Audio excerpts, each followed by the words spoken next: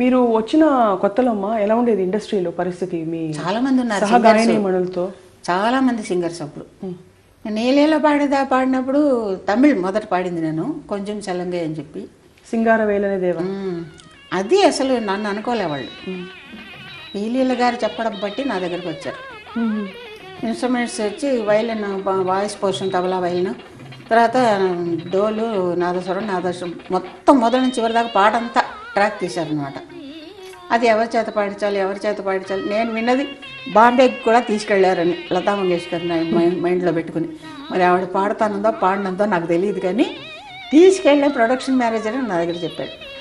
ఉన్నాయండి గమకాలు అందులో మాత్రం చాలా నాదస్వరానికి చాలా దగ్గరగా. అది వాళ్ళు ఏం చేశారంటే మొత్తం స్వరం వస్తుంది, దాన్ని స్వరం పెట్టారు మొదట. నేను చెప్పాను అనమాట, ఏమండి ఇది రాగంగా అంటే బాగుంటుంది, నిజంగా కుదిరి సార్ గబదని అంటే అందంగా ఉండదు, దాని బదులు అది రాగంగా అంటే బాగుంటుందేమో, మీరేమనుకోకపోతే అని చెప్పా. వెరీ గుడ్, చాలా బాగుంది, ఎట్టగా పాడమన్నాడు ఆయన.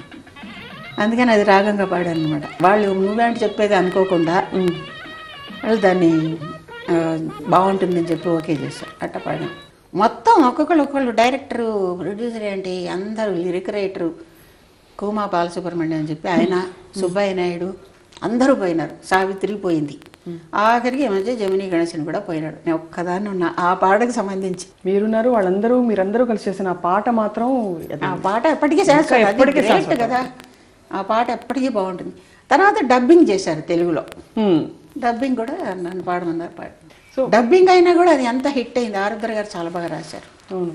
సావిత్రి గారు 2-3 పిక్చర్స్లో పాడలే. జానకి నాకు వద్దు, నాకు సుశీలే పాడాలి. అంతకుముందు అసలు లీల గారు పాడేవారు సావిత్రి గారి కోసం. సావిత్రి గారికి లీల చక్కగా ఉండేది. మాయాబజార్ ఇవన్నీ ఆవిడే కదా పాడింది. మిస్ అమ్మ ఇవన్నీ ఎన్ని పాటలు పాడారు ఆవిడ. పెళ్లి చేసి చూడు అన్నీ పీలీల గారే కదా. తర్వాత నాకు సుశీల కావాలనేది, అంటే ఆవిడ ఇష్టపడింది, వాయిస్ కావాలని అడిగింది, ఆవిడే పాడేది. ఒక పిక్చర్లో పడితాండా పత్తిని అని ఒక పిక్చర్ టిఆర్ పాప మ్యూజిక్ చేశారు. చాలా మెలోడియస్ సాంగ్, నేను పాడాను. ఎంత బాగా వచ్చిందో పాట. కానీ ఆవిడ నాకు వద్దు, నాకు సుశీల కావాలని రీటేక్ చేశారు. అప్పటి నుంచి సావిత్రి అంటే నేను పాడనని చెప్పాను. నేను పాడను, ఎవరు వచ్చినా సరే. ఈ పాట 2 నెలలు పెండింగ్లో పెట్టాను నేను పాడనని. మురిపించే మువ్వలు, కమలా లక్ష్మణ్ మీద డ్యాన్స్ పెట్టుకుంటాం మేము. సావిత్రి ఏంటి అన్నారు, అప్పుడు పాడాను నేను.